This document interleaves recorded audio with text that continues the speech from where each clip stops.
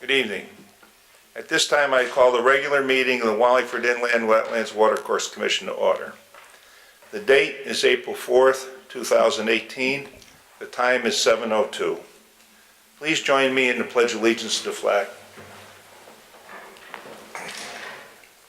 Pledge allegiance to the flag of the United States of America and to the republic for which it stands, one nation, under God, indivisible, with liberty and justice for all.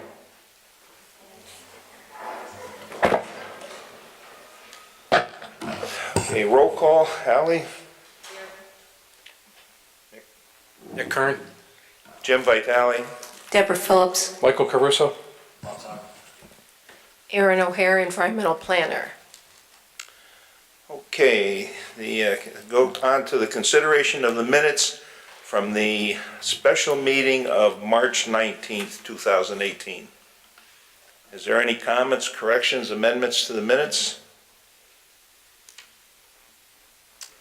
If not, I'll entertain a motion to approve. I have just one question for Aaron. Okay, there's comment first. Aaron, on page 13, you talked about suggested getting a photo of what had been discussed. Can you refresh me on what that photo was for? I'm sorry, could you repeat that? The second paragraph on page 13. You said I suggested that we get a photo of what had been discussed. What kind of a photo did I want you to take? A photo of the river corridor on 801 North Colony. Who? At the last meeting, you asked me to take a photograph of the 801 North Colony site. Right.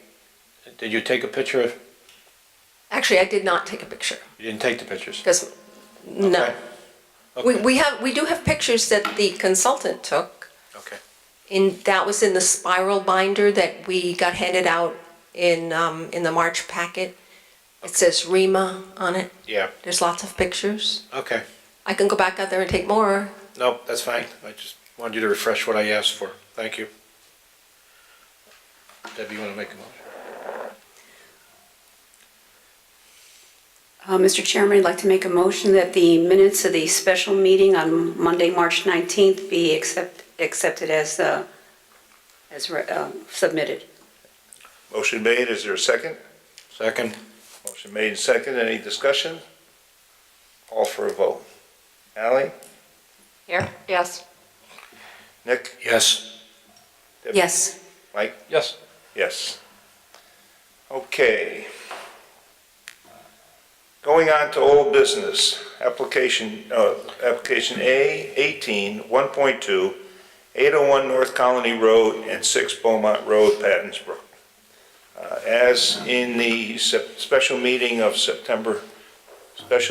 March 19th, I excuse myself for I am a owner in one of the properties, so I'll turn the meeting over to her.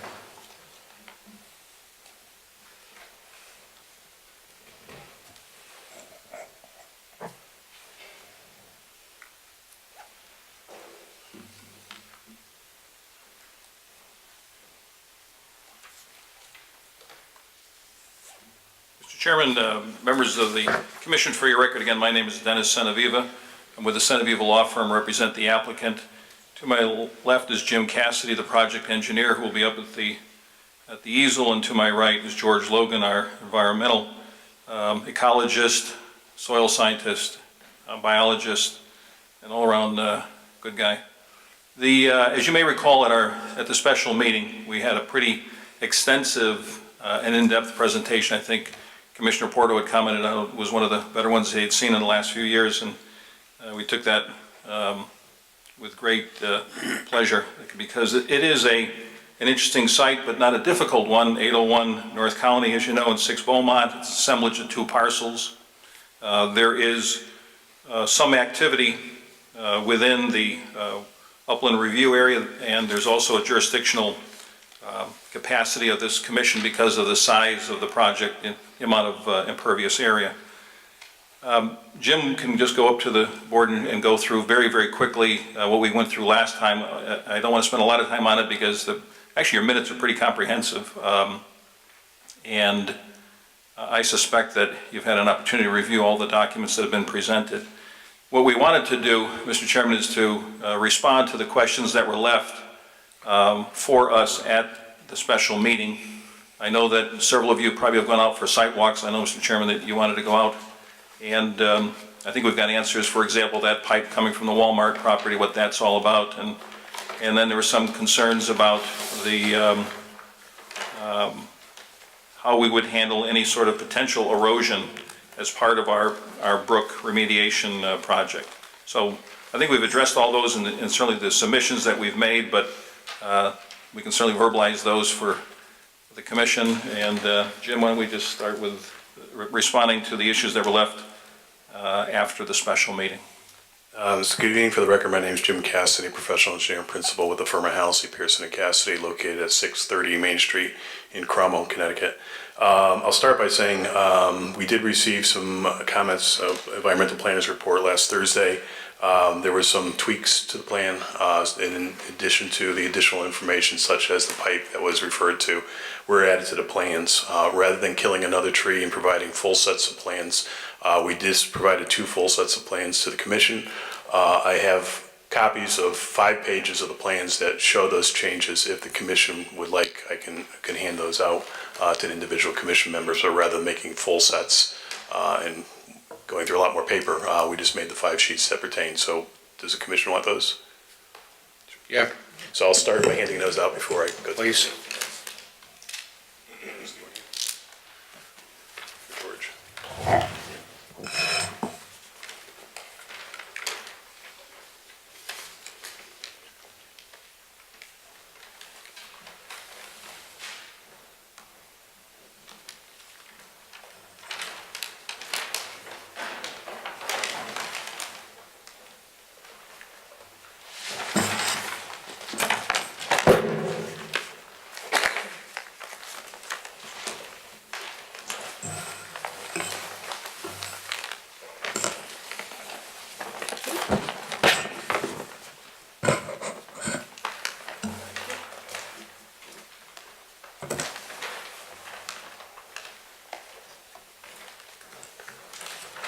So at the last meeting, I think on the civil engineering end, one of the bigger questions was there's an existing pipe.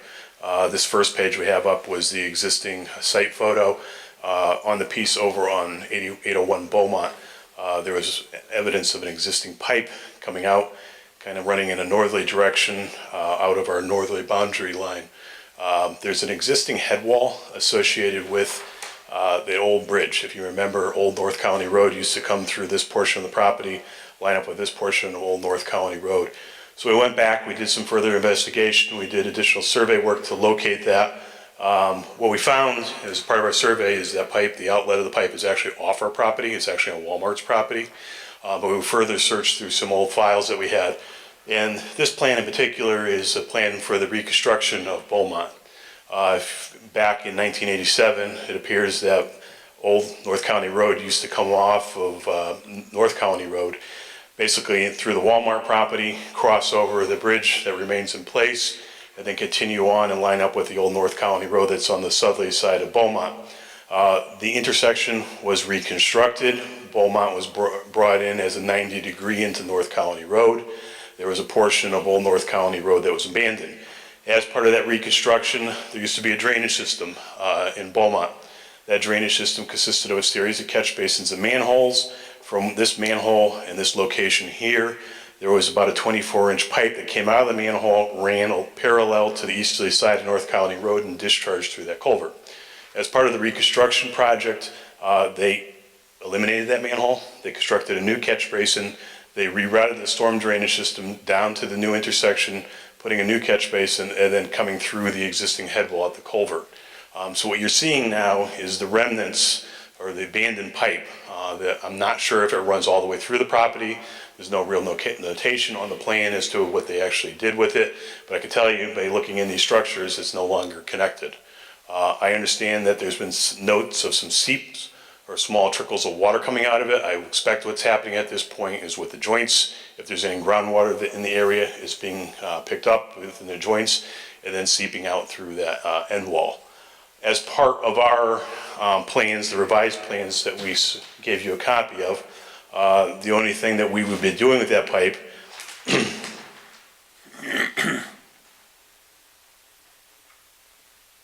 sorry. So that pipe is running basically from here and across and then discharging through the head wall over here. So we have this storm drainage pipe outlet that'll be crossing over through our parking lot. If the pipe remains in place, based upon the elevations, we would be cutting through it.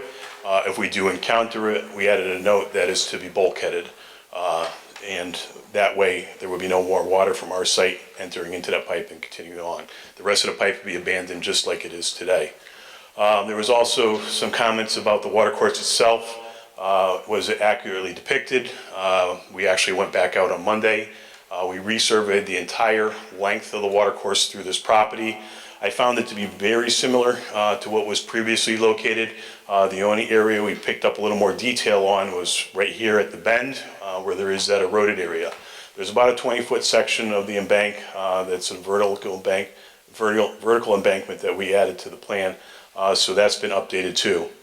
The only other things that have really been updated, and I actually presented at the last meeting, were based upon comments that we've had with your environmental planner.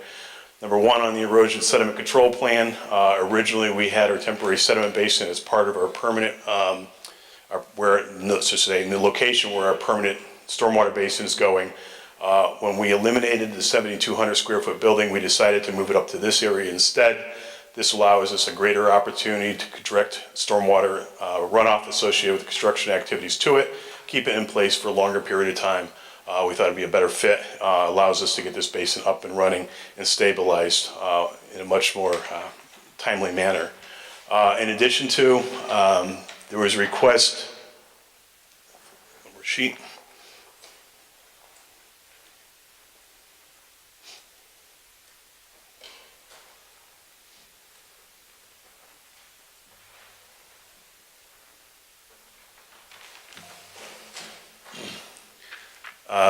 Per the environmental planner's request, this is a blow up of the concrete pad. That's our side yard display area. Along the whole northerly side of it, we have proposed a bioretention swale. What happens is the water drains off that pad into this bioretention swale, is allowed to sit in it, build up an elevation, allowed to infiltrate back into the ground. Any excess water discharges through a catch basin at this far west to the end of it.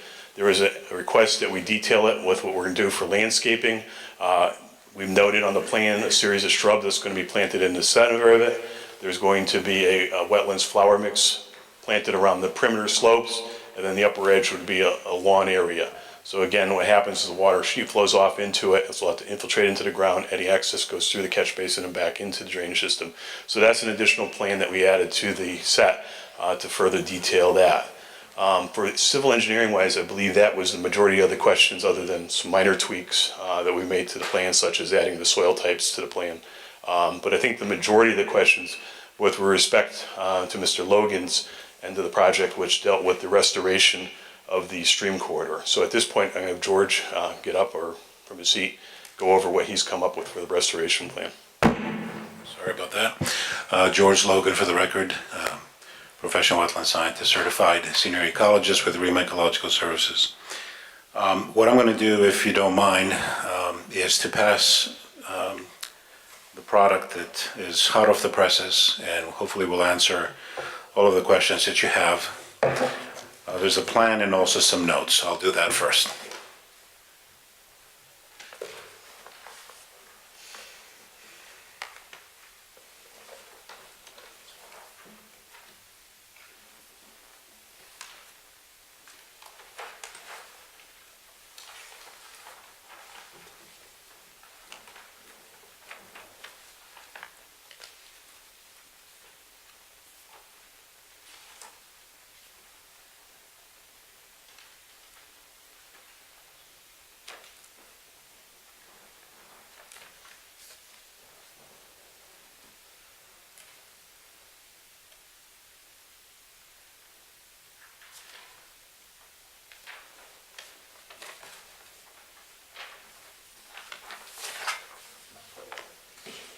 Is it okay if I address the commission from here?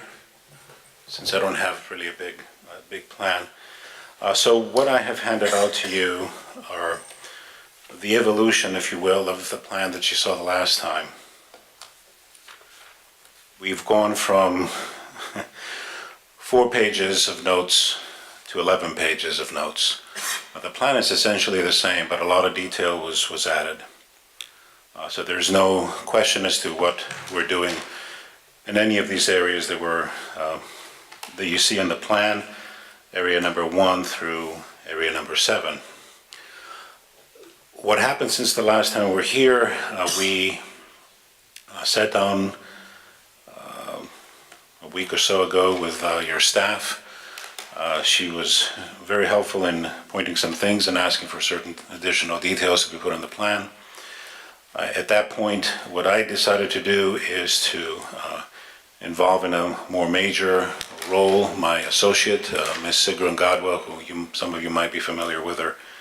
Sigrun has very similar qualifications like myself, but in addition to that, she is on the board of the Connecticut Botanical Society, and she's also on the board for the Connecticut Invasive Plant Working Group, also known as CPWIG.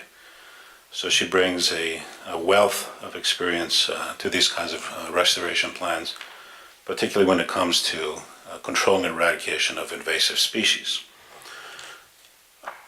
What I'm going to do is just point a few things that have become more prominent, shall we say, on the plan.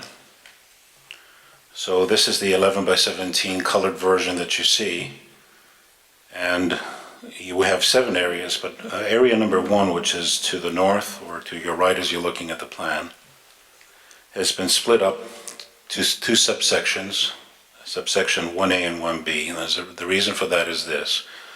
After discussion with both Ms. Godwin and your staff, we decided that we did not want to use herbicides in close vicinity to the large cottonwood that we're protecting. This is kind of a conservative measure because we have decided that of all the potential chemicals or herbicides that we could use triclopyr, which is documented not to be the kind of one that affects soil microbiology, which is very important. Also doesn't jump from one root of one plant to the other, so it just basically stays to the particular plant that being treated. In this case is the Japanese knotweed.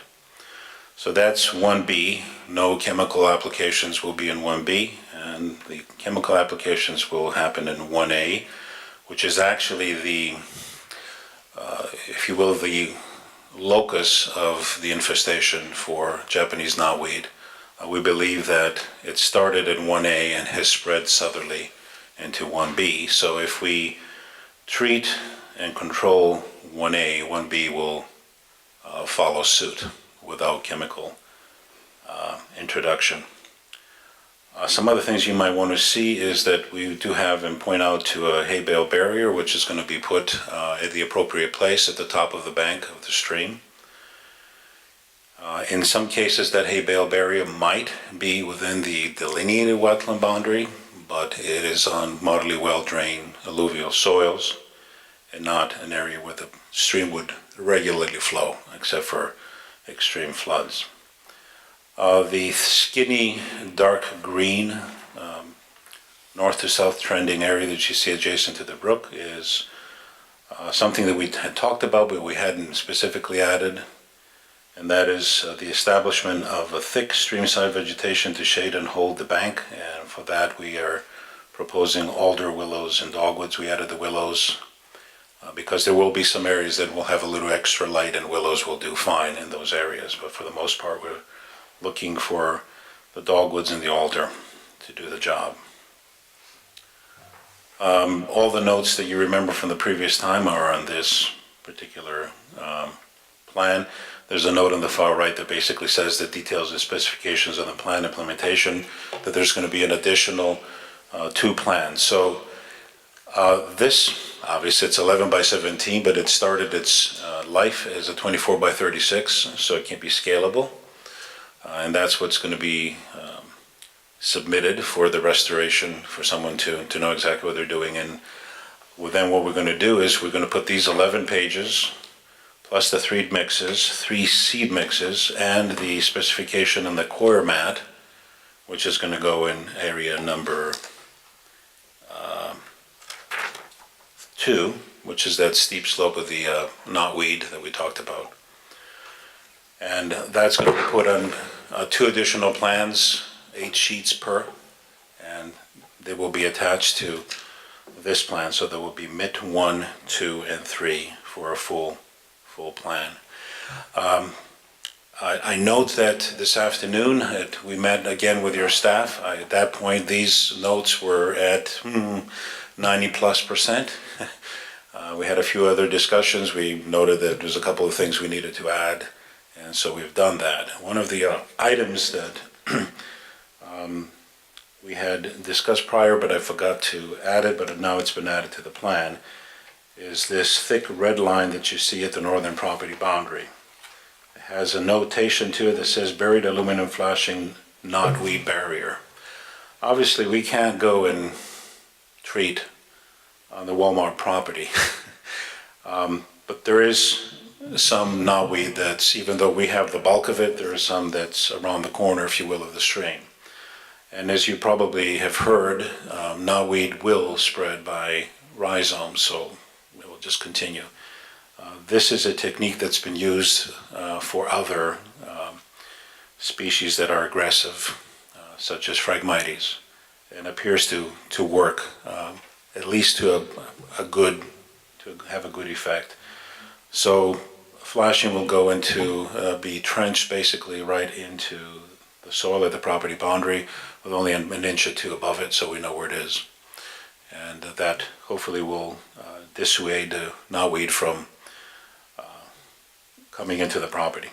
Plus it will tell us where our boundary is so we don't go over to the Walmart. I think that's probably all I'm going to give you this time. I'd be open to any questions now or later. Thank you. Before that, Mr. Chairman, if I might, in terms of, at the last special meeting, there was a question about what would be the effect of removing the Japanese knotweed vis-a-vis the stability of the slope areas. And I think we have an answer, well, we do have an answer for that. What is being planned? Yeah, the slope area in particular, what I pointed out as being area number 2. As you recall, that's the area that has slopes that are better than 3 to 1, possibly even 1 to 1 in a couple of spots. There is Japanese knotweed, so in those particular areas we're using the coir mat, which is, the specification is right at the back of what I handed you. And there, in the notes, there are very specific instructions of how that's done, what the overlap is, what staples are used, how often they're used, etc. And the idea is that we realize that at the down gradient portion of that particular slope, there's an exposed bank, and that is up to, and the new plans show what that is. It's eroded over the time, slumped. So the idea is that we're going to continue bringing those mats down, since they're stapled, and roll them down over that particular exposed area and staple them in good. And in that particular area, what we're going to do is we're going to talk to the manufacturer, and I think there's a way to do it, where we embed in the actual coir mat blanket, if you will, seed, so that we don't have to seed on a slope that's like this, and then it's not going to stick, right? So, of course, there has to be a firm, it has to be firm against the soil. And so that's an additional thing that we've talked about, and also it's in the notes specified. And we believe that's going to certainly help. And then, of course, we know the survey team from Mr. Cassidy's firm, we have all kinds of spots, so we can re-survey and see if anything has moved at a point down into the future. And I don't know, Jim, you have anything else to add on that slope?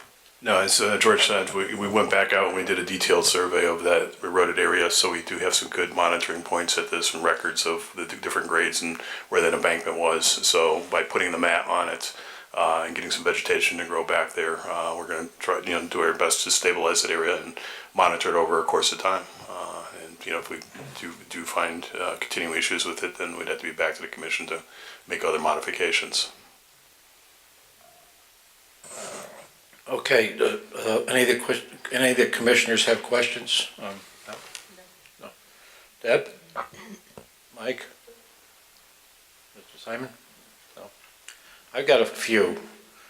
I'm gonna start with the engineer on was it oversight on the RCP pipe with the head wall on the Walmart side, or? It was off our property. It was beyond the limits of the survey. It's probably about 30 feet past our property line. All right, so then that's not something you could tie in some of this drainage that you're, I don't even know if the pipe's in place anymore. All I could see is the outlet of it, yeah, and it's half full of sediment. yeah. I don't know the condition. I wouldn't take my chances with it at all. I wouldn't even discharge it in the point it's at. It's upgrading of that old abutment. So you think it's just discontinued and it's, I think it's abandoned. I have no idea how far back they pulled it as part of the construction. There's no clear indication on the design plans that the town had prepared. okay. The other questions are for George. You talked about this matting you're gonna put on. Did you have to go to the state to get permission to put this on the bank? No, as long as our work is above the high water mark, we don't have to do that. And So there's no easement or you're not encroaching on state land to do this on that side of the bank, no, we're closest not. to the road? As you can see in the plan, we just basically stop at our property, at our property boundary, and thankfully, the concrete part of the inlet, the wing wall, actually is very, very close to the property boundary. So that gives us an idea where we need to stop so we don't have any issues with the state. I can just, to me, it would make sense that aesthetic-wise, you'd want to have that all cleaned up so as people drove by, they'd see a nice scenic setting, and behind it would be Tractor Supply. I didn't know how encroached can you go to the state guardrail with this? I'm probably not the one that can talk. I know where the guardrail is, but I think we have to stay within our property boundary unless, I mean, I've made a recommendation in here, but it's more a recommendation to the town. If they want to talk to the state, there's some mugwort within the right-of-way of. But how does this affect the overall project if they say no, they don't want you to do this? Well, doing that does not affect what we're trying to do, because most of the work we're doing is within the riparian zone. Thankfully, all of that slope that you mentioned, I would say probably 98% is on our side, so we can do that. The only recommendations that I had made with regard to invasive species were on, the right-of-way of North Colony Road, but again, we can't really go there without express permission. So, but again, that's going away from the actual corridor, Okay. the stream corridor. Now, you talked about, I believe you said something about future add-ons. Do you have a maintenance plan for this project after the initial shock treatment? You're going to modify and recreate this water course or the banks of this water course? What's the maintenance program so that if the knotweed comes back, is there something that's going to be done, some type of maintenance program on this? It's hard to see what the future will hold, but this is a 6-year program. So the implementation of it will probably take the bulk of it will take the first couple of years. And after that, in our notes, we talk about what happens in year 3, year 4, year 5, year 6. And hopefully by the time we get to year 6, we have vegetation that has been established in these different areas that would shade out any potential for the knotweed to come down. Now, one thing that we were asked to consider, and we might actually consider that, is to look at doing some at least mechanical removal of knotweed without using any chemicals adjacent to the brook on the west side. And, you know, the more I thought of it is, well, we're going to have a guy out there doing us, and that's like only 2% of what we're doing, so I don't see a problem why we couldn't do that. So I've actually added it to the notes. In the drawing, too? Not in the drawing, but in the notes for the area that pertains to the drawing. So that will be area number 3. 3? And so what I have said,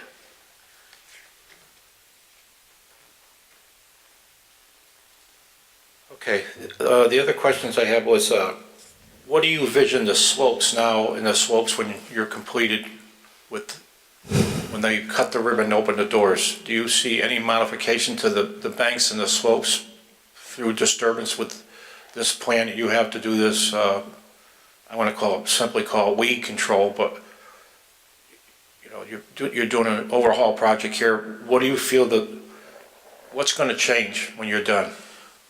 hopefully what's going to change is going to be something to the better. There will be removal of vegetation that shouldn't be there, and a lot more vegetation that should be there, so dense vegetation. And so I think that this plan would actually go quite far to making sure that the bank of the brook that's eroding now, particularly on our side, and because of the fact that you have the gabion wall on the west side, it's deflecting water towards the east side. So we've put all our effort more towards the east side because that's where the water wants to go. And we know that because the big evidence is what's happening around the corner before the culvert. So I believe that the kinds of things that we're proposing are actually going to shore up the bank to a much greater extent than it is now. Yes, knotweed does shore it up, but it's not as good as having, shrubs, alders, that's their environment, and dogwoods to shore up the bank. So I believe you're going to see a net benefit from this to the bank stabilization. Okay. There was some trees that were flagged with green tape out there. Are those trees that you're going to be removing? No, what we did is we, through our several meetings with staff, there's a request that we tried to preserve some of those trees, one being that large cottonwood tree. Initially, we had the outlet level spreader for the drainage system a lot closer to the river, and there were some smaller diameter trees like the cherry. I think there was another cottonwood and a maple off to the north would have been disturbed. We went back out and we identified those trees and figured the trees worth saving.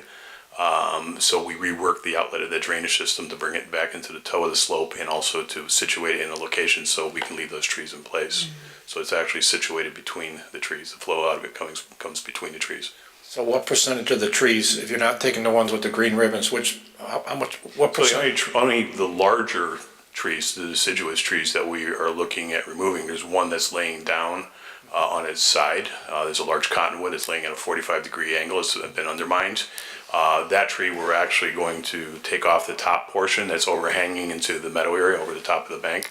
We're going to leave the trunk in place because it's providing habitat and also providing erosion or stabilization of the bank.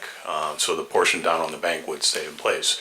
The other larger trees are staying in place. The only thing that's really coming out are the invasive species, the knotweed, the bittersweet, the things that are going to, if not taken care of, correct me if I'm wrong, George, over time will kill off the larger, more desirable trees. So the stump that's partially undermined, that tree that's laying on the 45, you don't feel as though there's going to be a problem with it down the road? It should be. I think there'll be less of a problem if we leave it in place than if we move it. It's not going to finish undermining and end up down in the... It's a restriction right now, so restriction helps slow down the velocity of the water. If I open it up and I improve the cross-section of that water course, I'm just going to increase the velocity going through that area. So I'd prefer to leave it in place. Okay. Quite often when we do river, actually I was doing a review this morning, that's exactly what they do. They take trees with a root ball and they stick it out into the river and then cover it. And that's part of, both habitat and also for stabilization. There are a few trees that are probably going to succumb.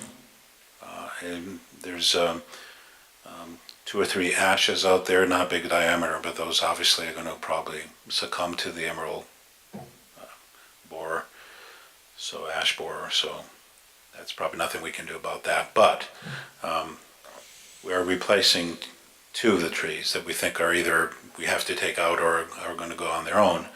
And so on the northern portion, and that very 1A area that's most of the knotweed, we're putting in 2 sycamores.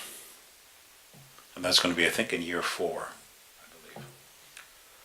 At our special meeting, you talked about aqua species in the water. Mm-hmm. Can you tell us what 4 species were the species that you recognized out there? Actually, I think it was 3. We had some snails, we had some scuds, which are amphipods, and we had some leeches. And all 3 are very, very tolerant of pollution in the water. Okay, that's all I have. Aaron, you have some questions? Comments and questions. The environmental planners report went out in your packet dated March 29th. It's 5 pages long. I've worked, the applicant has been very cooperative, back and forth on the phone, and 2 sit-downs in the last week. The second one was today. And they brought everything up to speed. They've done a lot of work. And then just now, tonight, I handed out another environmental planners report. It's a 1-page sheet. Because in the one that you got over the weekend, I've revised some suggested conditions of approval should you feel that you wanted to act on this tonight. We have to talk more about those conditions, but I have comments here. This is a very ambitious restoration, river corridor restoration mitigation plan. It's ambitious to be undertaking it at all. It's very ambitious to see it through for 6 years.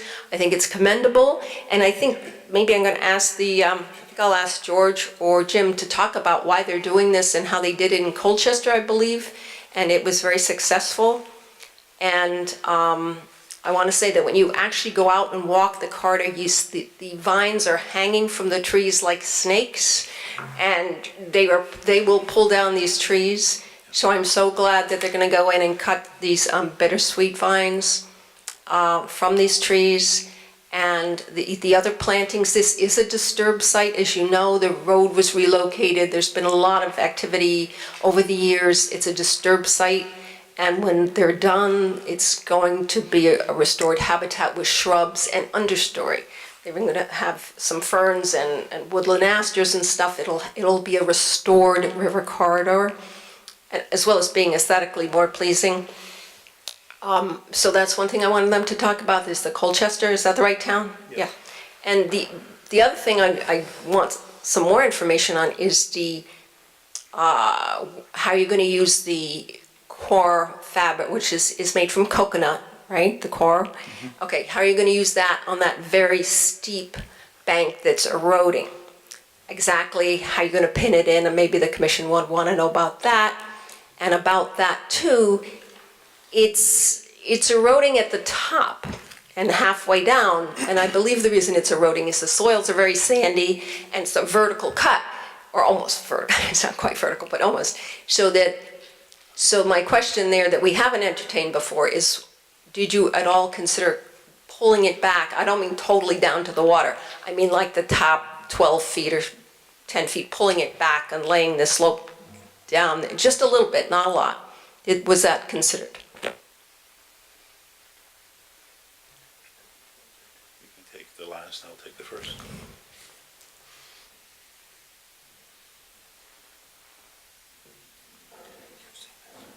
Yeah, I think so.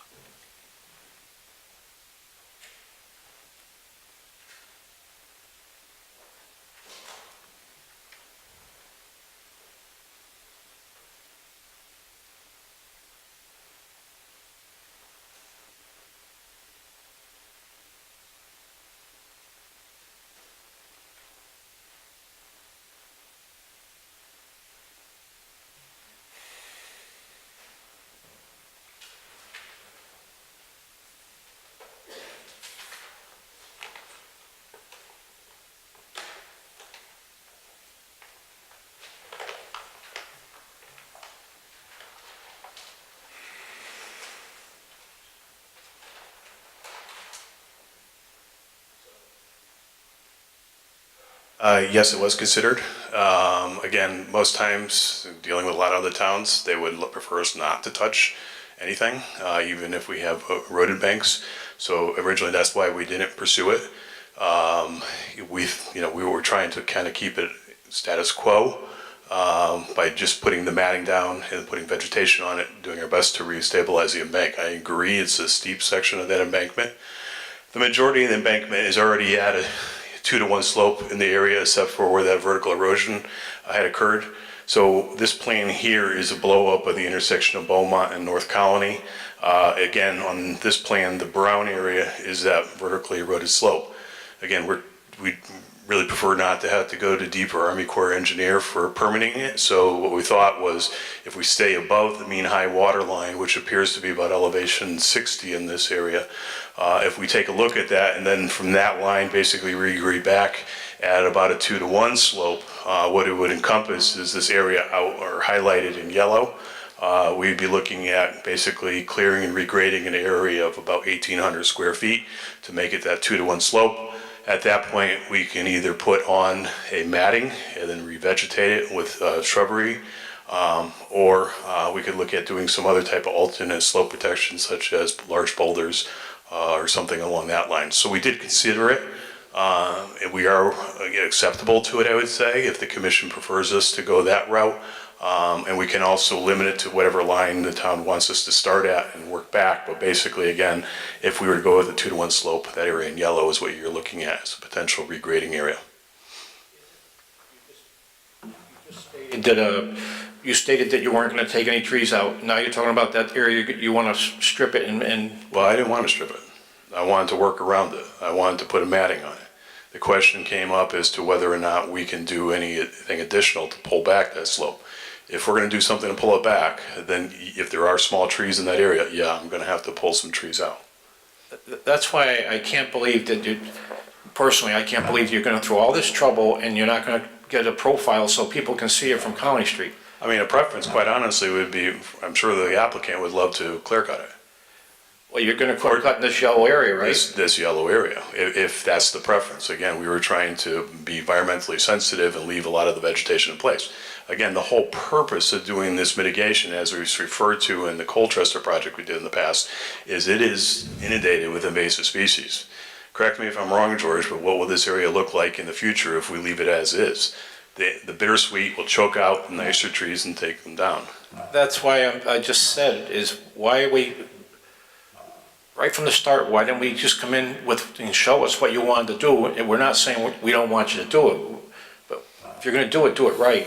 Like this, you're aware of this, and I have that concern where it drops down 5 or 6 feet in that corner.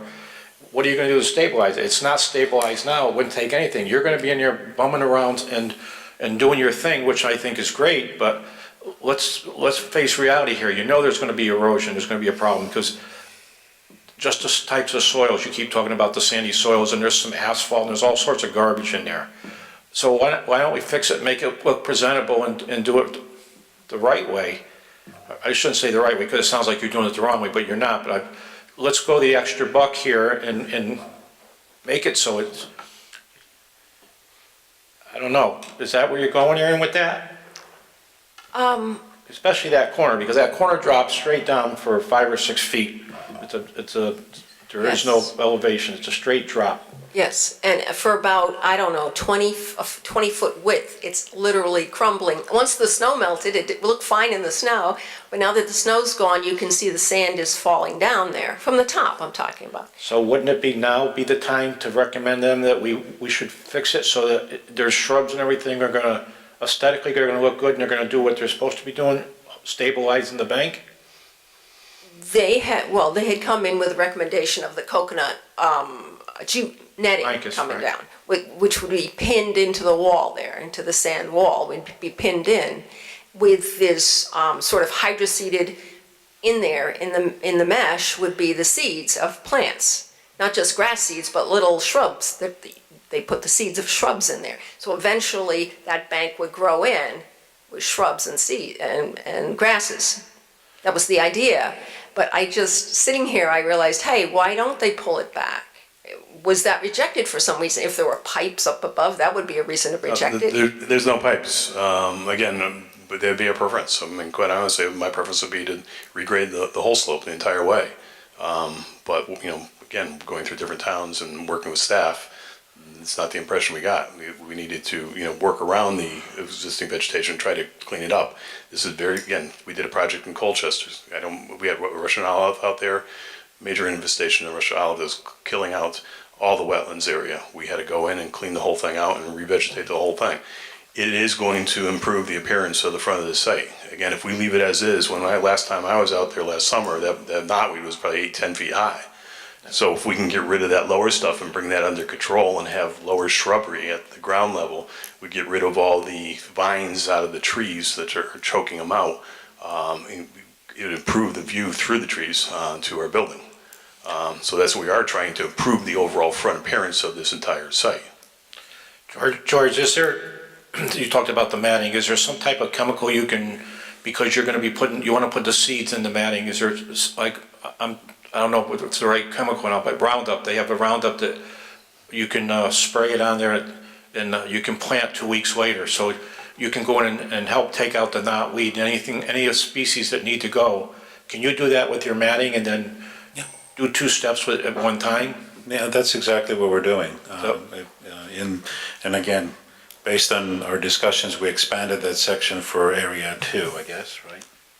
I keep looking at it. So it's a double step. We're going to get rid of the invasives, the Asiatic bittersweet, the knotweed, and then after, I think we said 4 to 6 weeks, which is when the chemical denatures triclopyr. We're not going to use glyphosate because it has those other side effects that I talked about. Then we're putting down the mats with the specific seed that has embedded in it the arrowwood and dogwoods and things like that. And we start from the top, and we make sure that it's secure up at the top, and then we roll it all the way down. We can get the lengths to go all the way down, and then there's overlap, and there's a particular staple pattern that has to happen, and the seed mix is in there. Now, the only thing that I said is that when we get down to that nearly vertical face, that I can't put seed in there and make sure, so in order so we could embed it in the actual blanket itself, and we would have to talk to manufacturer on how to do that, or maybe special order that portion, so that we have something coming out from that portion. Now, honestly, I think that's going to work. We don't know if this particular section of the brook is going to get any worse, or if it's just reached that equilibrium that I talked about. We've had some very serious storms in the past, so maybe it's done eroding. It's reached where it wants to be in order to carry the volume of water. Can I guarantee that it's not going to further erode and get under the blanket? No, but again, that'd be something that we could monitor, and if we saw that something was changing rapidly, maybe we can do that added thing that you talked about earlier, where we can amend the plan to add that portion so that we can do something different that might take care of the situation better.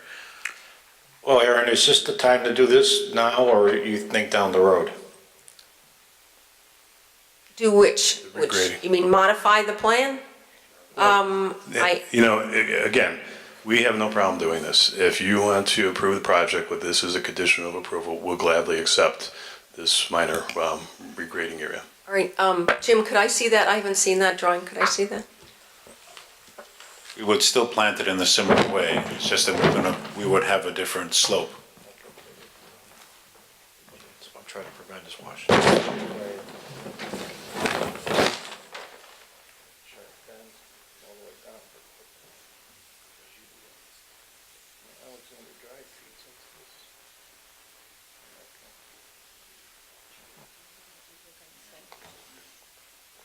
Mr. Chairman, as we're talking, just by way of, again, just restating what our engineer said, the team has said, you know, it's really, from this side of the table, it's balancing the recognized desire to retain as many trees as possible, and then, you know, sort of weigh that against doing this particular plan, which is, frankly, from our side, the much preferred effort. But from what I've seen out there, you can leave some of the trees for the shade that you need, the mature trees, and then the younger trees don't need to be there. You can offer the blanket or the shrubs or whatever you want. Basically, what he gave us tonight is pacifiable because of the species they would fit in the bank out there, and it's a catch-22 here. Everybody's happy, but I'm not sure if Aaron wants to go with it or not.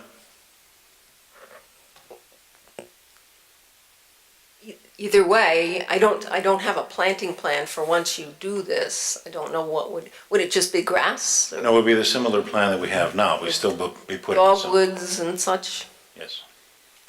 I mean, the Cadillac situation here would be my recommendation, to put the Gabriel baskets on that corner. Do the yellow, you just talked about, bring the toa slope back at a gradual, and put some baskets in there, and that's gonna resolve everything.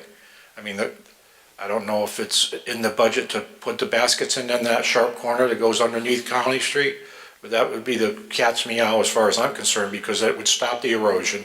You can disturb that whole bank and do what you want to do with your matting and your shrubs. So everybody's going to be happy, and it's going to resolve a problem. In the last 5 or 10 years, we've had more intense storms, and the erosion, the tree that's laying there is partially eroded. How long before that's going to be eroded again? I live on the river, and if you go down and walk the Wallingford linear trail, there's no more canoe trail because there's trees everywhere scattered on that river. I mean, they're going to canoe, they're going to take chainsaws with them and cut the path through to get the canoes through. So it's our weather is changing. So I'd like to see this fixed. Sure, and again, we have no problem with it. Again, just, working through this process, the impression I got is was to try to minimize the amount of impact we have grading wise on that slope. We'll gladly grade that. I don't think, whether or not we need to put gabions along the toe of the slope. I think we can place some large boulders along the toe of the slope instead, and then grade back from there, if that would be the preference. Well, what we found with the large boulders is because of the types of soils, it erodes around them, and the next thing you know, they're disappeared. Sure. Washed out. Where the baskets seem to be the way to go. We've had other projects in town that we've recommended the baskets, and it's stabilized the brooks. Not a problem. We can put the baskets in. It's not a major cost. I guess, Jim, one question I have is, you have your grading lines go over the property line? Yeah, we would need we're gonna have to have an encroachment permit with the state anyways for our water and sewer, and we represent that as part of our encroachment permit. That permit is something you have to get through DEP, so it's a 6-month? No, that's why I want to stay upward of the mean high water line. Okay. So we don't have to get DEP and Army Corps permitting on this. Okay. All right, you got anything else, Aaron? I'm okay with that. I remember this stretch of the bank, and there wasn't any spectacular No, it's trees nothing there. There were some spectacular. nice, I think it was a maple tree, pretty nice or something, but nothing that would be too great a loss. Sure. In comparison with the gain, certainly. Yeah, right. Right. So, Chairman Kern, I handed out tonight, if you're so disposed to consider some conditions of approval, because they're pretty straightforward. Most of them are just about the mitigation plan and seeing that through to the end, and the timing of the mitigation plan, and the reporting every year on the mitigation plan. Most of these concern the mitigation plan and regular erosion control conditions that we always put on everything. But the two that need your attention most are the first two. I was thinking in terms of a bond for the 6-year mitigation plan, and when I was typing this up this afternoon, I said, well, I don't know, the commission might want a bond for the whole property, like we do occasionally with larger development projects. I don't feel so strongly about that one. I do feel strongly about the bond for the mitigation plan. It's a tremendous amount of work over a 6-year period, and so we want to see it through. And, like you said, there might be some concrete or asphalt under there that they come upon. Things will crop up maybe along in that corridor that we have to deal with. So I thought a bond might be considered. Frankly, I don't have any idea what the amount would be, so I asked the applicant to kick around some figures to give us some kind of baseline. But I'm sure you have some idea from your work history, you might know. I think what we've talked about as a team is a fair and reasonable bond for the town would be 20,000. Do you want to do a 10 and a 20, 10 on the 6-year program and 20 on the overall picture? We were thinking about on the bond for the 6-year plan, that would be the $20,000 bond. I don't want to hold your 20,000 after the place is built, though. There's no reason to hold 20,000 on that bond. Why, so you're saying doing 10 on the, on just It'd the be- bond for the project and then 10 the Right, the last? 6-year would be the 10, and the general construction bond would be the 20 for the period of the construction. Is that for the E&S bond? That would be, right, no? Yes. That would be the E&S control bond. Okay, so we're doing basically $10,000 maintenance bond for monitoring of the remediation area, mitigation area. Right, that'd be for 6 years. And be honest with you, I personally I don't see a reason for that one because I've been to enough Tractor Supplies and it's a state-of-the-art operation. You guys put in a center. I mean, I've walked out and back. Every one of them I've gone to, there's either, the backyard's got retention ponds with deer in them and then there's the right shrubs. And I mean, it's a real spit and polish operation. Right. So it's, if you think, Aaron, do you think we need to do something with the 6-year program or just the overall? Oh, yes, I do think, because frankly, knotweed is sort of unpredictable. I mean, so we want to keep after it, and they might have to shift their plan, and weather conditions and such. I want some kind of bond on it, yeah. And plants die. Plants, you bring in nursery plants can die. You need to replace them. All right, so Give me a second.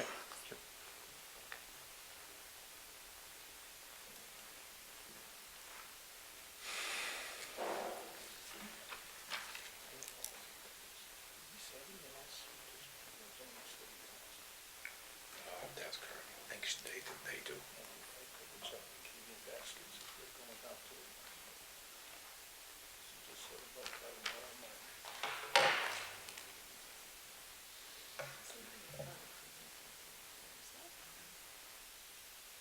Should have been, yeah.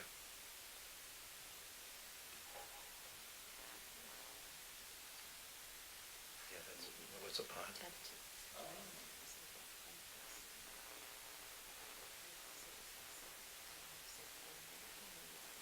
Yeah, that's right here. So if the 20,000 is basically held as an E&S bond, and we get it back, once we're done stabilizing the site, I mean, that's not an issue. The $10,000 maintenance bond over, a period of 6 years, is there any way, as we do a biannually report on this, if we find like in 2 or 3 years that the vegetation is, flourishing, that bond gets reduced to a lesser amount over the course of time? Is there any way to have that happen? I think that's fair enough, right, Aaron? If we give Yes. them each, if they want to come back every year to get a piece of the bond back for the 6 years, we'll give them a piece. You'll feel Right, more we comfortable. consider it, we do that on other projects. We consider a reduction Yeah, over time. we could go that route on That'd be fair. that. Thank you. Now, the S&E control bond, I believe that's planning and zoning, though, right, Aaron? They have their own performance bonds, yes. All right, so the S&E is our bond? Well, occasionally, we both do an S&E bond. All right. On the big projects. It's up to you, really. Well, I mean, I don't think we need to. If it's this commission that requires it, then we'll put it up with this commission. If it's planning and zoning that requires it, we'll put it up with the planning and zoning commission. All right. So we're looking at 10 on the 6-year term and 20 on the construction. 20 on the construction, 10 on the 6-year with possible reductions based upon our biannual review. All right, with the yearly reviews, and if George does a good job, in 2 years, you can have it all back. The only other question I had was brought up is the baskets. You're going to stay on the high water line. That means you're not going to be down into the drop. I would step them back from the mean high water line. We'd excavate from the mean high water line back to make that plateau if we go with the Gabions baskets. put them in place, but I want to leave some room from the edge. So whatever the height I am above that line, I would go back at least twice and put the gabions. Therefore, the stream can, get back to its natural slope, and then the upper portion is protected. All right, so being. And when you put the gabions in, the bottom portion is actually suppressed into the ground. So it's actually, the bottom of this can be lower than the mean high water line. But where the water line is now, the actual water flow line, not today, but normally, Vertical. where's the gabion basket, the bottom of the basket is going to be below that grade or above it? The bottom of the basket will be below it. Okay. But you're going to suppress basically one basket below grade, and then you're going to start with the next one over at the grade level. So you have about 2 feet below grade. So when you say below grade, you're talking about below the flow, the water line, the flow line? Yes. Yes? Okay. Yes. All right, that's, wanted to clarify that. Okay. Should the commission act on this tonight, just make sure you include the modification to the plan that was submitted tonight to include laying back that southwesterly slope. So we'd need that both on the site plan, modification to the site plan, and modification to the restoration mitigation river corridor plan. Both of those plans would have to be modified to reflect the discussion we had tonight and what's reflected on this poster board with the, in yellow here, this area in yellow. All right, Aaron, I don't see anywhere you've got placards. Do you want placards out there along the brook? Sure. I don't see it on your recommendation. No, I actually didn't think of it. All right, Deb, did you get those? Okay, so number one, you want 20,000? No, number one will be 10,000. Wait a minute, I'm sorry, That's the 20. right? Number one is 10,000, the bond. Number two will be 20,000 for the construction. Well, No. it's the other way around. Vice versa. Yeah. Number one that I have tonight would be 20. Right. On the sheet I handed out tonight. Yeah. Number one is 20, number two is 10.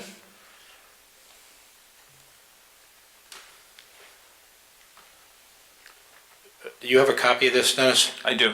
All right, so, I mean, it's all boilerplate with Aaron being notified 2 weeks before you start and all that stuff?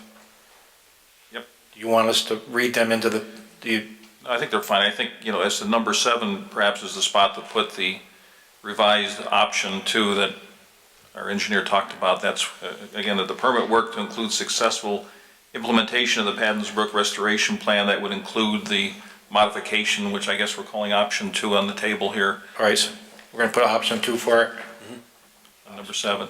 Okay. And then just for purposes of clarity, because I am fearful of having my client come up with 2 bites on that apple, on number 1, in the event that planning and zoning comes up with their own erosion control bond, that we'd like to be able to not have to post it twice, because it really would be for the same function. Yeah, I don't know how can we go around, really the S&E control bond comes out of planning and zoning. It's not our, what do we want to call it? Do we want to have them put a construction bond up? What, For instance, on the apartment complex we approved, I did there was 30 and 20 for planning and zoning, 30 for us. That's how it went.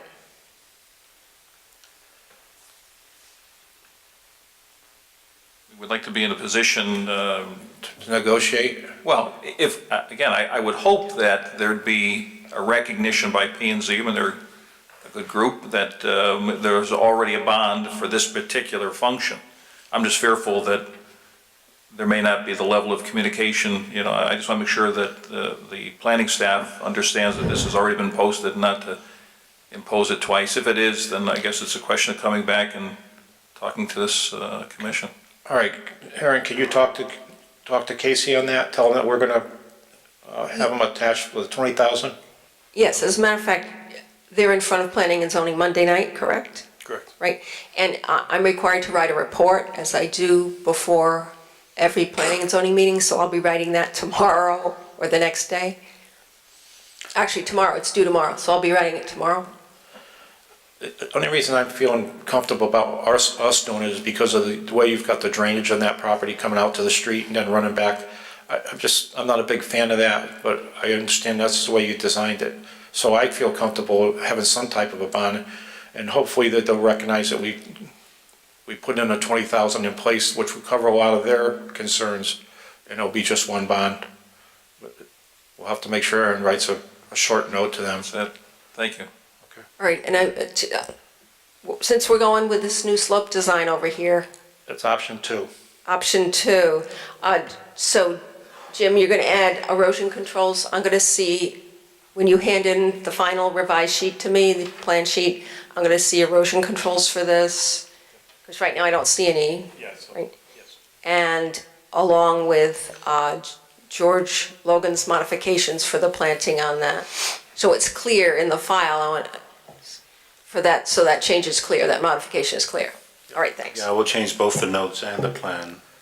Aaron, are you all set? Any more questions, or you're good? I'm good. All right. Does anybody else have any other questions? All right.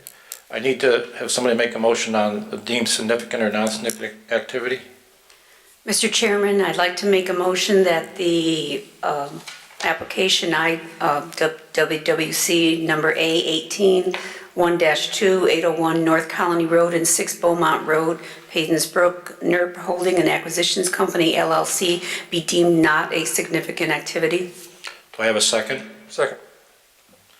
Okay. All those in favor? Ally? Yes. Debbie? Yes. Mike? Yes. Yes. Okay, yes. Okay, now a motion to approve or deny this application? Mr. Chairman, I'd like to make a motion on application A18 1-2 801 North Colony Road and 6 Beaumont Road, Paydensbrook, NERP Holding and Acquisitions Company LLC be approved with the conditions of approval noted in the environmental planner's report of April 4th. The first one, the erosion control performance bond of $20,000 to be posted prior to commencement of demolition or construction activities on site. Number 2, the bond of $10,000 to be posted prior to commencement of any work activities in the river corridor. Number 3, the environmental planner to be contacted that project permit work will be commencing 2 weeks in advance of anticipated commencement. Number 4, environmental planner to be contacted to inspect the erosion control measures that were required to be installed as first step in the construction sequence to determine satisfactory location and installation. Number 5, the environmental planner to be contacted to inspect erosion control measures to be installed at every subsequent step in the construction sequence where new erosion controls are required in the sequence. Number 6, signage indicting do not mow bottom of bioretention swale to be installed at either end of bioretention swale. Number 7, the permit work to include successful implementation of the Paydensbrook Restoration Mitigation Plan. Option 2, the riparian buffer restoration enhancement and management plan for Paydensbrook adjacent to the Tractor Supply Center, 801 North Colony Road, Wallingford, Connecticut, revised to 4/4/18. It's a 6-year plan. Number 8, Paydens River Corridor Restoration Plan work to commence within 2 months of commencement of development construction. If commencement of development construction occurs in winter months, commencement of mitigation plan work shall occur that spring. The 6-year mitigation plan duration shall be counted based on the mitigation plan work commencement, not based on developer construction schedule. Number 9, implementation of the approved Paydens River Corridor Restoration Plan to be overseen by a certified ecologist and/or professional wetland scientist throughout the 6 years of the plan implementation period. Number 10, environmental planner to be contacted regarding any issues that may arise concerning implementations of the Paydens River Corridor Restoration Plan as approved and concerning possible proposed changes to the plan as originally approved as a result of field conditions encountered. Additional permitting may be required. And number 11, biannual reports regarding progress of implementation and success of plan objectives to be submitted to the environmental planner by the certified ecologist and/or professional wetland scientist overseeing the Paydens River corridor restoration plan. Reporting date to commence based on start of mitigation plan work date, and wetlands placards to be placed. Okay, is there any questions? All right, do I have a motion for second? Second. All right, all in favor? Ally? Yes. Deb? Yes. Michael? Yes. Bob? Yes. Yes. Thank you. Thank you very much.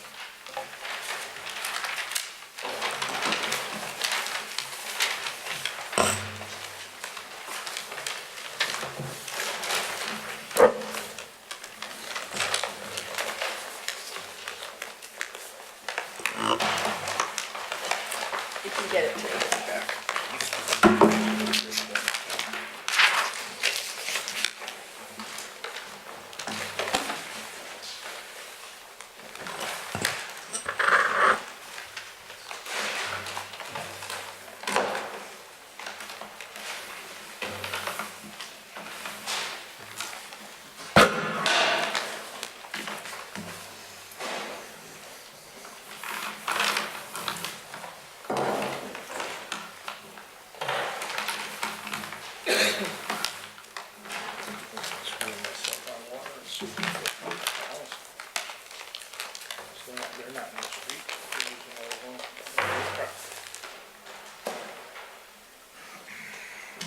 You didn't want to bring that up here, right?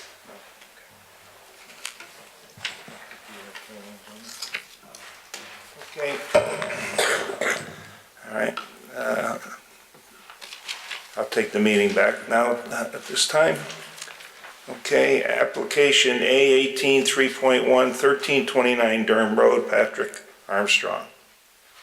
Do you have any more comments regarding this? Yes, actually, did anyone get a chance to go out there? I did go out there the other day, and I think it's a candidate for administrative approval. The owner told me he would be willing to put it up on concrete blocks, which he described to me verbally, but it's not in his drawing. So a gravel base and concrete blocks, one block in the front, 3 in the back, because it's on a slope. So is it prepared for administration approval? Yes, I would say he agreed to that, and we. And I think we discussed last, if it was satisfactory with Aaron, it would be okay. Okay. All right. Receipt of new applications, Parks and Recs have submitted a new application. Yes, they wanted to start the ball rolling again. Okay. And this next receipt of a new application, A1814 4.2, 108 Hanover Street, Wallingford, 213 Evansville Avenue, Meriden, City Meriden Aviation. Oh, okay, Mr. Chairman, just you want to do a site walk? You want to do that at the end, when we plan a site walk for the lake, community lake? We can do that now. Okay. We can get into that now.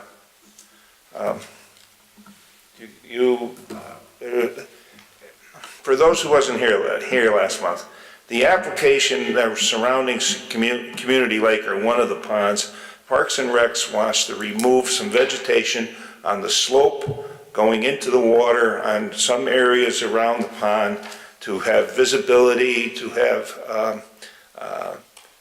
to be more aesthetic for the people that out there. They want to get involved in benches and other things. I think, have they done some already? Well, they did some 2 years ago, but nothing since 2 years. Yeah, 2 years ago they done some. Now they want to expand it. In the discussion last month, or last meeting, it was a fact that some slopes were steep. They thought by removing the vegetation, it could end up to be erosion. Others wanted to just cut it so you could look over top of it.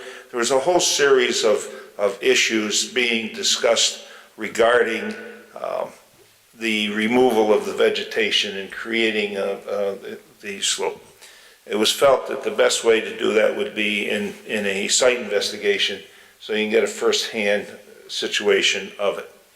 So if you want to set a site investigation, I won't be there.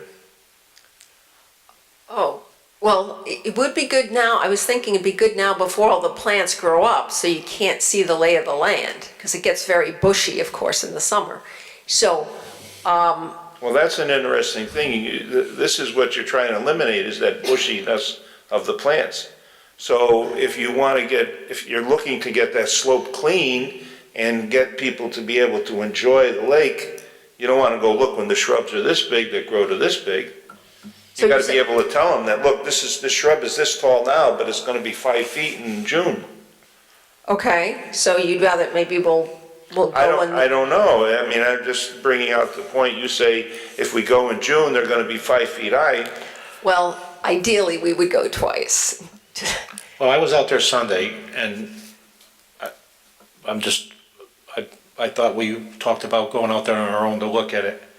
And, so I agree with Jim. If we're gonna go, let's go towards the latter part of the month before the next meeting, so we can all, I mean, it's light enough now, we can meet after work, 5 or 5:30 or something like that, and do the site walk if you wanna do it that way.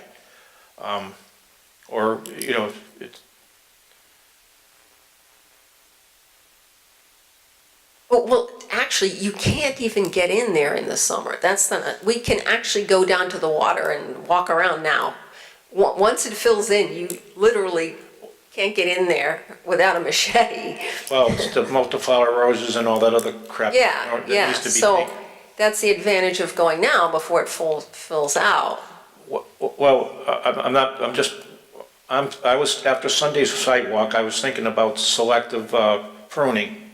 We can do selective pruning out there where the stuff that need the abrasive species, the pricker bushes, there's different species out there that they can get rid of that'll open a lot of that area up so they can see the pond from the walkway. So, but do you want to plan something towards the end of the month? Sure. So what are people's preferences? Saturday or after work? 5 o'clock? What's better for the commission, after work or, I won't be available. okay, that's, It doesn't matter, you guys can call, and I will be there. all right. Well, usually we try to make it like, what, 5:30, 6 o'clock? Whatever time, I can, go have dinner and come back or whatever. How about you, Ally? I'm good during the week, the last week of the month, I'm good during the week for, after. I'll get home before. Okay, use your mic, hon. All right, why don't we plan for towards the end of the month then, on a Tuesday or a Wednesday? Because Thursday you have a Conservation Commission, right? On the 12th of April. Oh, it's the 12th? Yeah. Okay, so, Oh, actually, I'm going away. I'll be away vacation the week of the 16th, so. 24, 25? and then you're gonna miss site walk, right? We're back to Okay, The 24th or 25th? 24th or 25th? Either one of those is fine. The last week is the 23rd through 27th, so any of those days. All right, let's do either Tuesday or Wednesday, Aaron. okay. Does that work for you? 24th and 25th. All right, and I'll just pick one and send out the notice. Yep. And I'll check with John Golick, the Director of Park Recs, and see if because I know he'd like to be there. So I'll see which day works for him, but either day for everybody works good, right? For people who are gonna make it. Okay, Yeah, it's just food for thought. I could say, think about selective pruning or selective, whatever they want to call it. okay. Okay. Good. Okay, now going on to the next application, A18 4.2, 108 Hanover Street, Wallingford, 213 Evansville Avenue, Meriden City, the Meriden Aviation Commission. This is to getting involved in a request for a security fence, but in Aaron's investigation at the security fence, there seems to be a violation of soil erosion. Now, we spent a lot of time with this application and when they came in and they were going to be, everything was going to be so wonderful and perfect. And they had their act together so well. I'm surprised they didn't have their security fence necessary then.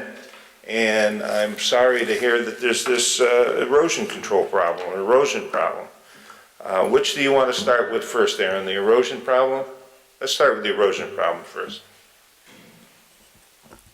Okay, so I met, this is Randy Christensen, who's here representing Stan Tech, representing the airport. And I met with Randy, he called the other day saying, we're done with our work, let's go see it. So we met out there with a representative from the city of Meriden, because the city of Meriden owns the property. And so we saw the work, and you know, that whole slope. Oh, Wait a minute, wait a minute, wait a minute. The city of Meriden owns the property. Is the violation in the city of Meriden or is it in on Wallingford? Well, the airport, you know, straddles both towns, so. That's right, but you just The said, particular violation lands in Wallingford. Okay. Yes, yes. So we went out there and looked, and the work had been complete under the first permit, and now they want to come back and add the security fence in the upland review area. And so we're walking along, and all of a sudden we see this. We notice this erosion. It's pure sand out there, sand and gravel, and we do notice this erosion issue. And tonight I handed out, the chairman got the letter the other day, but tonight I handed a letter that went out to the permittees saying, okay, we have this erosion problem, what are we going to do about it? And so, would you like me to explain what happened, Jim, or? yes, I'd like to hear what happened. Okay. In the process of taking down the vegetation that they were permitted to do, they left slash, which is fine, but that was part of the application, to leave the slash in place. And that ended up clogging an outlet, clogging a drainage inlet, as like a 3-foot pipe clogging the inlet.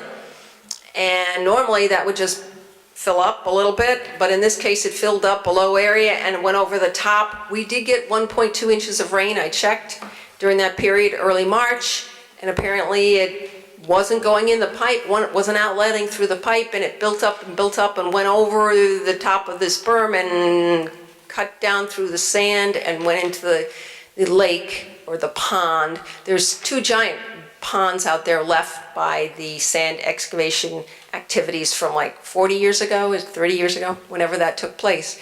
Anyway, so this sand created basically a straight face down, and it continues to erode with, you know, it is sand, so it's very easily to continue eroding with every storm that we have. Anyway, so this is not good. It would never have happened if it wasn't for that pipe both being clogged by the slash, but also the tremendous amount of rain we had on frozen ground. So it was a perfect storm, and this is what happened. Now it's got to be addressed, of course. So there it is. So what are they going to do about addressing it? Well, Randy Christensen's here, and he can tell you, we've talked on the phone, and they have a plan of attack. But you don't know the plan yet. I don't have it drawn, no, but I understand what they're going to do. They want to lay back the slope, because you can't stabilize sand when it's like this, a sheer face. There's no way to do it. So you got to lay back the slope and then stabilize it that way. Okay. Does that cover it pretty well? It does cover it pretty well. Very good. One picture, just so you Just name for the record, though. my name is Randy Christensen, environmental scientist with Stan Tech, and just to pass this down the row, the first page is the view of the culvert as we found it when we finally uncovered that area on January 19th as part of the vegetation management. Nobody on the team, not the engineers, not the owners, nobody knew that feature was there until we did our vegetation management. On the 19th, we found it, and the resident inspector, Cody Miller, my co-part in the resident inspection of the vegetation management job, found it, and he immediately uncovered it. So the last picture in the frames that you're seeing here on the back of that packet is we uncovered it by hand as soon as we found it, because obviously being an engineer, Cody knew the importance of keeping those things maintained. And Aaron, you didn't know about that because I didn't talk to Cody until after our March 23rd site visit. So this is new information for you as well. So in any event, Cody Miller, our resident inspector, uncovered that and thought it was all good. There really wasn't much evidence of flow or even water in that ditch leading up to that low spot. And so we uncovered it and forgot about it. We didn't see it again until I went on my site walk with Aaron and Paul Dixon from the city of Meriden Inland Wetlands at the same time, since this project occurs in both municipalities. And at that time, we saw it had clogged up again.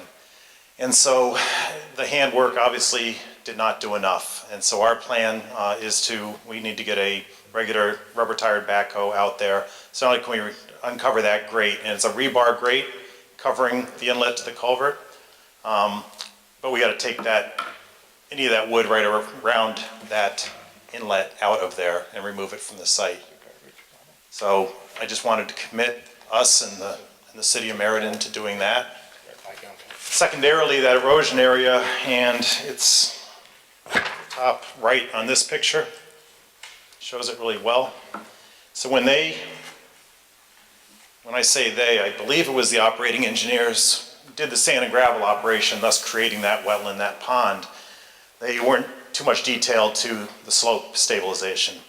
Some of the areas remained vertical faces. In this picture you see in the upper right-hand corner there, that is one of the vertical faces they left that happened to be on the airport property. So once the water flowed over from that culvert, it went over that vertical face and definitely did carry some sand along with it. With continuation of drainage to that culvert, there is no more watershed left to this erosion area. So for example, at the top of this erosion area, it's now a downslope of the culvert. So there's no surrounding watershed that can get into that. So by maintaining the culvert open, we've eliminated the short-term problem of the erosion happening again at the location that you and I witnessed out in the field. So now I have a little bit of breathing room, get into the growing season, to actually implement a plan. And there's two plans we're considering. One is filling in that hole. It's not wetland. It's in upland review area. So we can either fill it so the contour is restored, that it's a flatter slope that we could actually maintain, or without fill, we can maintain the TOA slope as it is there now and cut backwards. We looked closely at cutting backwards. It gets too close to that culvert inlet that if an overflow would happen again, it would be more susceptible to that water getting over. So right now we're leaning towards filling in this hole that you see in that picture and creating a good 2.5 to 1, maybe even a 3 to 1 slope that we can maintain with the sandy soil that's there. Staying out of the wetland boundary, working back, it'd be in the upland review area, and then basically either using jute mesh and or soil tackifier with seed and getting this thing seeded and put to bed. So those are the two things we want to do: address the short term by maintaining that culvert very open and getting rid of any other chance of clogging from that immediate area, and then coming into it with a plan to you with contours, wetland boundary, et cetera, a micro plan of that area, and giving you the detail of the stabilization of that little corner right there.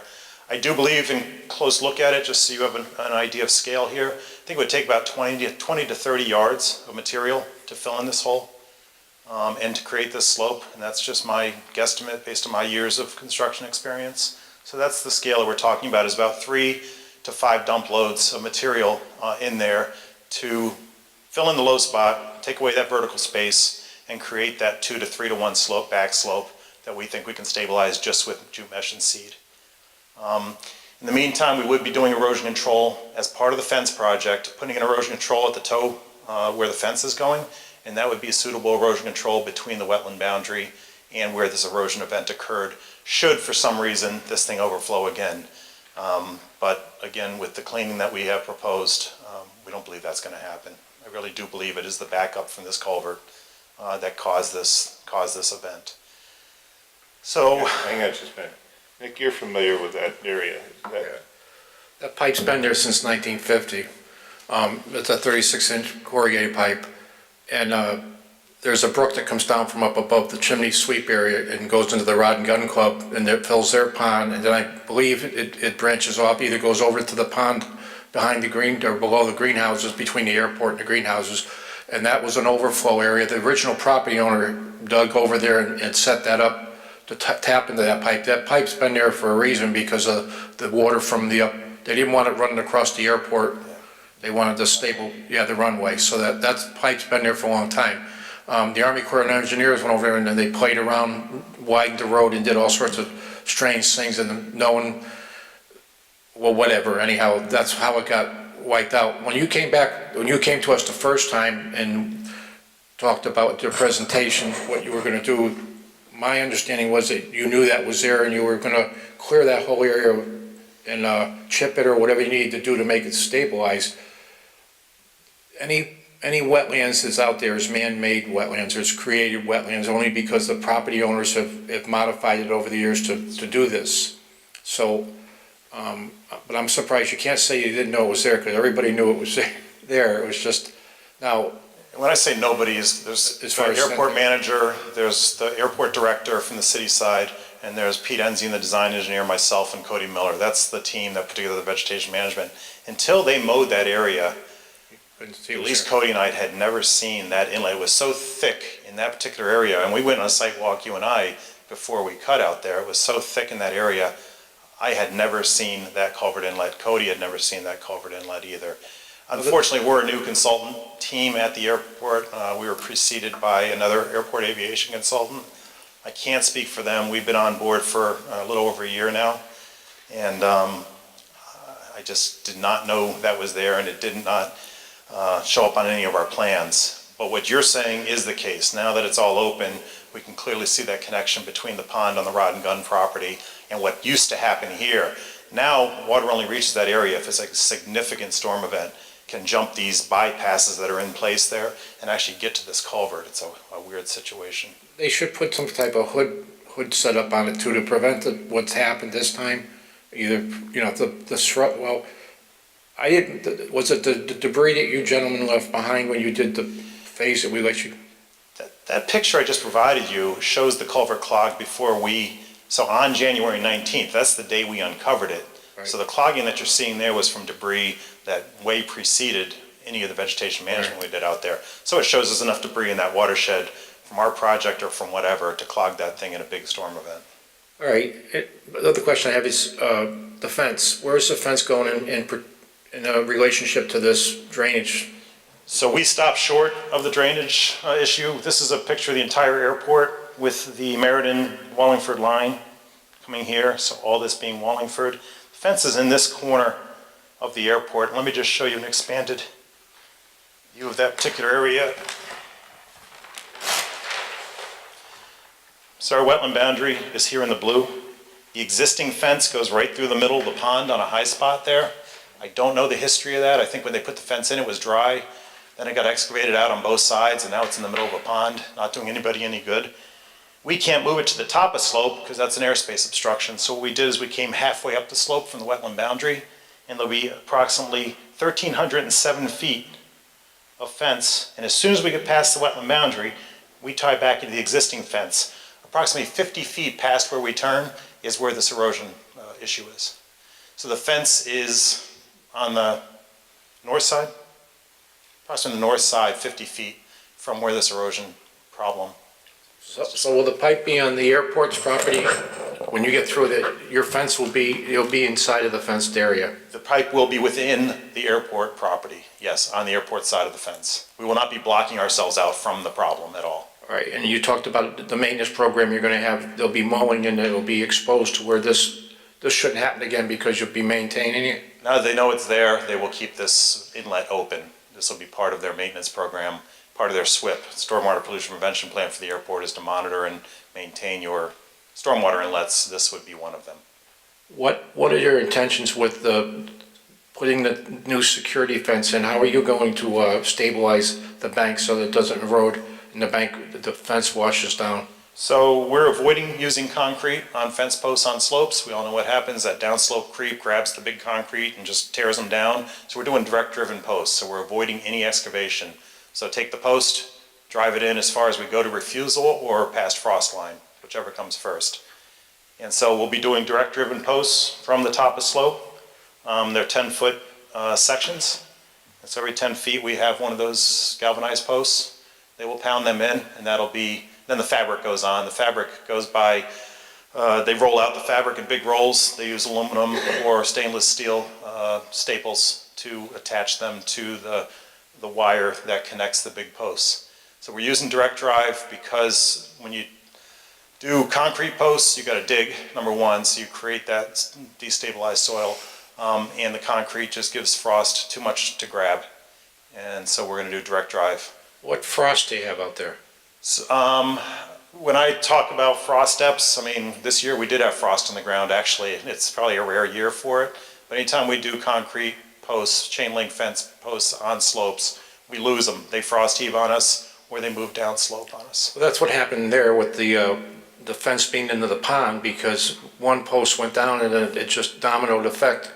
No doubt. And then that's why I was asking how you're gonna do it this time, so that it's gonna stay together and not. Those were all concrete posts too, and as you can see, they frost heaved a good foot, foot and a half out of the ground.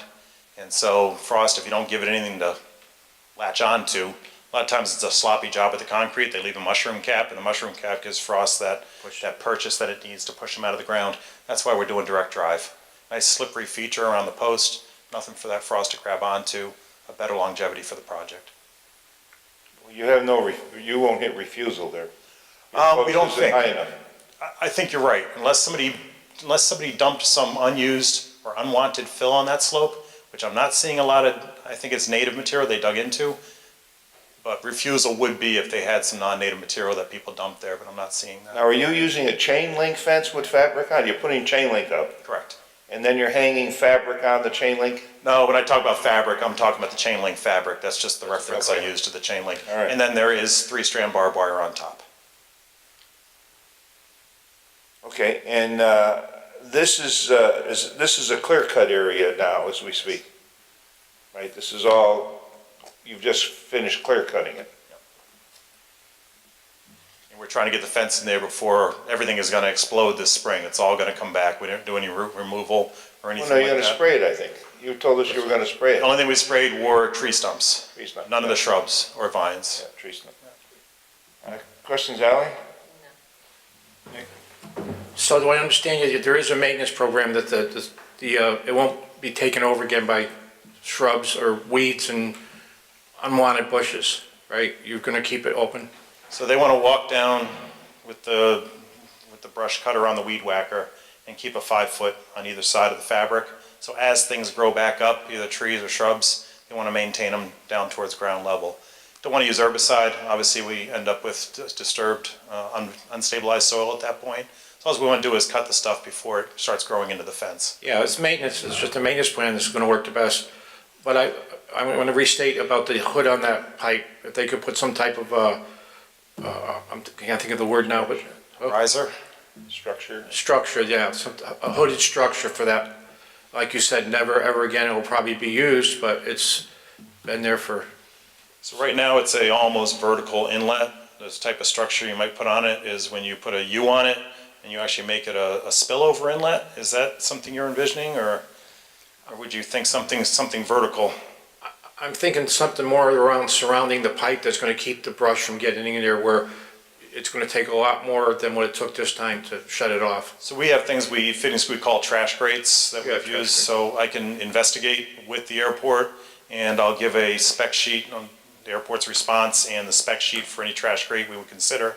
We'll throw your way and see what you think of it. Yeah, just let women know the Wetlands Commission would like to have it hooded or have a trash grate on it to prevent, because it gives it more area for the water to sneak around and before it causes what it did this time, as far as the road and the bank. It's a. That's a basic idea. It's got a little bit of a trash grate on it now. Somebody welded a bunch of rebar together and threw it across. It was a good attempt. I think the thing we're talking about actually gets put in front of the actual orifice to trap it before it gets to the pipe. Yeah, I think we can do a decent job with that. It'll be a rebar type fitting, but it'll do a better job than the one that's there. Okay. Debbie, questions? No. Mike? No. Bob? Aaron? Yes, Randy, could you review what the plan is for the whole quote-unquote clear-cut area, that whole 2,000-foot long slope? Is, like, if autumn olive gets back in there, are you gonna treat it or let it grow? Or are tree saplings when they get started, are you gonna nip them, or what's the plan moving forward? So right now, the only maintenance plan we have is at the top where we mowed. If they can mow that with their mowers to the top of slope, they will do that with their standard lawn mowing equipment. But they don't have any brush cutters or anything like that in their house to do anything like that. And then it's hand maintaining along both sides of the fence, as you and I discussed in the field, about 5 feet on either side. But right now, if trees were to grow back, we'd have to come back into you for another program. Because right now, there is not regular maintenance. They have no op staff. I'd like to commit them to doing that, but if I said it, it just wouldn't work because they do not have the manpower to maintain that stuff. So I think there'd be another big project in the future if trees did grow back, but I think we're looking at 10, 15 years down the road and not 2 or 3 years down the road. That's why I use the herbicide, because I know an airport like this needs the project longevity. If somebody has a 2 or 3 person maintenance staff, it's a different story, but we just don't have that here at Meriden Markham Airport. So we got to deal with what we have. So you're just a suggester then, you're not the actual person who's doing the work? I'm on the engineering team, but no, I'm not going to be out there with a sledgehammer in my hand installing this trash grate or anything like that. No, I'm not doing the maintenance. All right. So just to answer your question, very basic lawn maintenance as they do all the time to the top of slope, and then the fence probably once a year. They will go along that fence and try to take a weed blade, a cutting blade to the fence. Okay, they've requested administration approval, I believe, correct, Aaron? Yes, I don't know if you want to consider that tonight, but there are the other things on my memo, the memorandum, well, the letter that went out that you got a copy tonight, beside the erosion issue.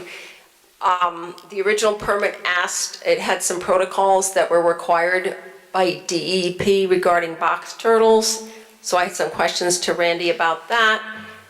And I don't know if he's heard back from the DEP on that yet. I have not gotten an NDP response yet. So if, were you? Yeah, but I don't know what you're asking. I don't believe they're an endangered species, are they? Yeah, they're state listed, Painted- meaning they're threatened, yeah. Painted Not, turtle. they're not Box turtle. endangered. Box turtle. Box turtle? Box Just a turtle. box turtle. Okay. Used to be common when we were kids, not anymore. Their habitat's been too fragmented and they're like, don't reproduce till they're 10 years old, so it's not a good picture. Yeah, but what do we, I mean, we went through all the box turtles protocol when they got the approval. Have they not done that? No, they did that, they did the work in the winter. Yeah. So now so the what's box issue? turtles emerge from hibernation in April and May. Yeah, so, So they'll be coming up. okay, So I asked, as part of this permit approval for the fence, that they address that somehow, like when the turtles come up. how are you addressing what?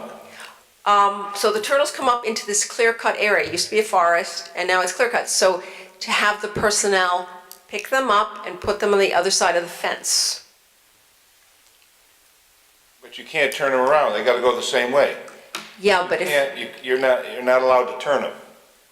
well, Redirect if you don't though, they're just gonna walk onto the tarmac or You something. put them on the other side of the fence and they can't get through. Because there's nothing to eat there. It's a total different terrain. So the question is what to do about that. There's nothing for them to eat on the tarmac, and there's no grass to speak of that they're gonna wanna eat. If anything, they're gonna hang around those ponds or that wet area like they used to. I've seen as many as 25 turtles over there hanging off the branches in the pond. Right, those are the painted turtles and such. But the box turtles like to hang out in the scrubby forest, which has been eliminated. So when they come up and find nothing, I just wanted them moved to somewhere to the other side of the fence where it's gonna grow scrubby or something. All right, Or so the other side of the property or someplace. if we make it a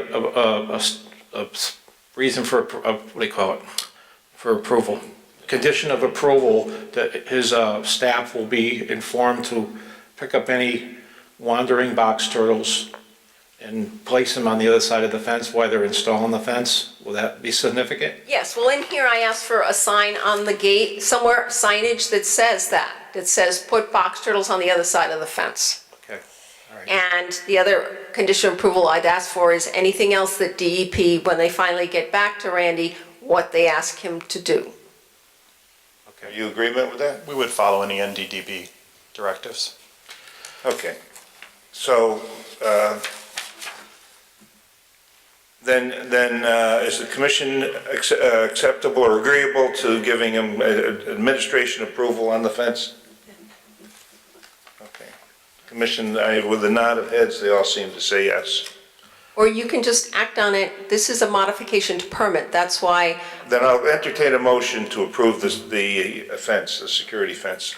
Mr. Chairman, I make a motion that application A18-4.2 108 Hanover Street, Evans, 2213 Evans Avenue, Meriden, be approved as submitted with the conditions of approval that the sign for the box turtles will be placed on the gates, and that the staffing that's doing the work will be notified to transplant any box turtles that wander out of where they're supposed to be, or they're not supposed to be, put back in place, and the standard S&E control measures in place prior to the construction of the fence. And that any protocols that come back from the DEEP's Natural Diversity Database people are followed. Right. Regarding the box turtles. Motion made, is there a second? Second. Motion made and seconded, any discussion? Call for a vote. Ally? Yes. Nick? Yes. Deb? Yes. Mike? Yes. Yes. Okay. All right, there's no election of officers, Dave's not here. Any violations going on that we need to discuss, Aaron? No, That's a good sign. Therefore, the letter, I'll entertain a motion to This- approve. I just want to say the letter that came in, pieces of correspondence from Algonquin Gas Transmission, as they say in the letter, they don't need any local approvals, they operate under FERC, the federal approval, but they just, as a courtesy, are letting us know that they're going into the easement area off South Turnpike Road to run their standard monitoring, where they run that pig, they call it a pig, through the gas line. And it is a wetland where they're going in to do this routine work, so they're laying timber mats on the wetland when they drive their equipment through. They made a point of putting that in the letter, and I was pleased to see that. Okay, if there's nothing else to come before us tonight, I'll entertain a motion to adjourn. Mr. Chairman, I'd like to make a motion to adjourn the meeting. All in favor? Is there a second? Aye. Second? All in favor? Aye. Aye. All right.